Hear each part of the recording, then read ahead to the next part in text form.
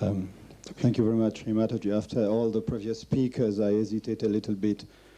I hesitate to talk because I have no expertise, neither scientific nor, as a matter of fact, in Sahaja Yoga. But I have been fortunate to practice Sahaja Yoga for about 15 years now. And what Sri Mataji just mentioned is that indeed Sahaja Yoga has been recognized by the Staff Recreational Council of the United Nations as a comprehensive meditation system which brings physical, emotional, mental benefits to staff members, and as such, this society is encouraging staff members to meditate according to Sahaja Yoga's technique. But if I might be a little bit more global and more general than the conversation, the very high-level presentation we have just heard now, I would like just to stress that at the United Nations, we are very, very concerned about the issues of global management of Mother Earth resources. And in the 90s, one of the very rising issues is going to keep a balance between development and ecology, between human activities and the resources which allow these activities to be sustained. You know that water is going to be a very big problem, just drinking water for the billions of people. In this respect, there was a World Bank paper which was saying that a long-term solution for mankind is only a change in consciousness, so that the human beings do not have anymore the same material demand. Change in consciousness, change in awareness. They hit at that point.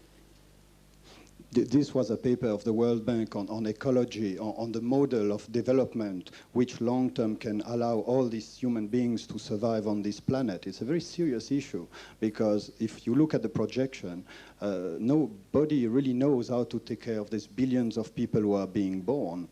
And the solution was a change in consciousness.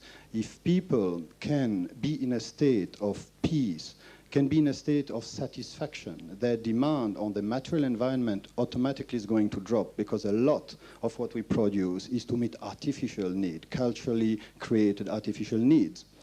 And the only solution to get into this condition of contented peace can be brought by an inner transformation.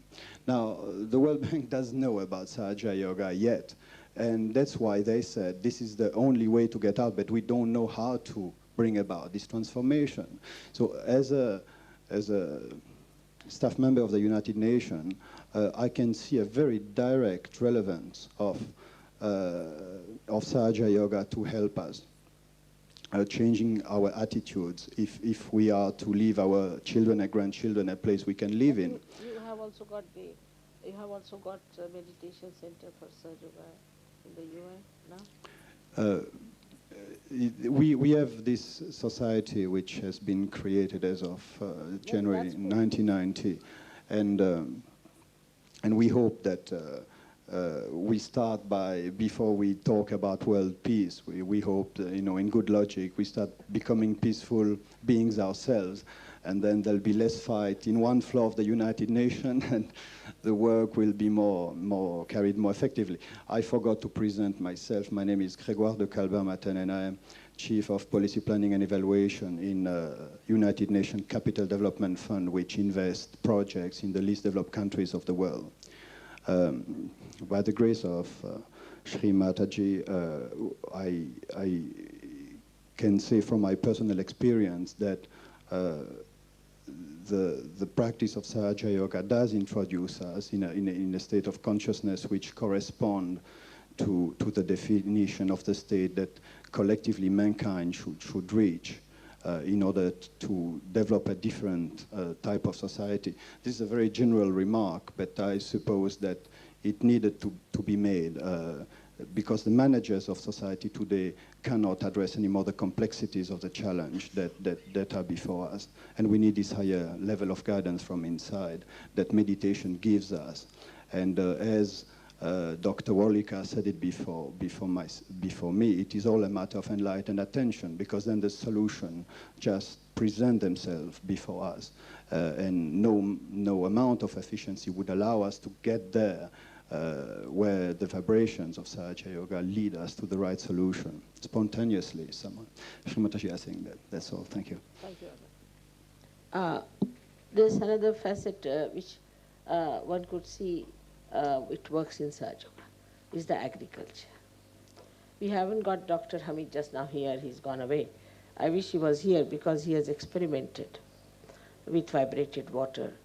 I have also showed the experiments in Pune that I sowed about 60 kilos of rice in 1 acre of area, and we got about 1,400 kilos of such beautiful rice that I sent it to the university at Pune University in Rahuri, and they said they have never seen such rice. Then they came all the way to see what I was experimenting with.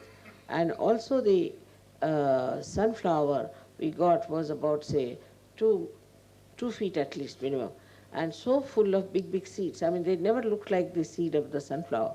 And you had to, at least 2 persons had to lift it. It was so heavy.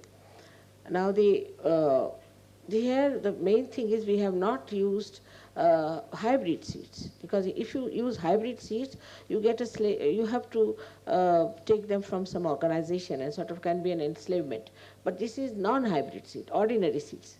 Once you vibrate them, now this is how we can increase our capacity to produce much more variety of crops. Also things like olives, they said will never grow, but I have grown that. Olives, lot of olives have grown. Then they said the tulips will not grow, I have grown them. All kinds of things that they said will never grow in Pune, and they are all growing very nicely. I just don't know how they said it cannot be grown.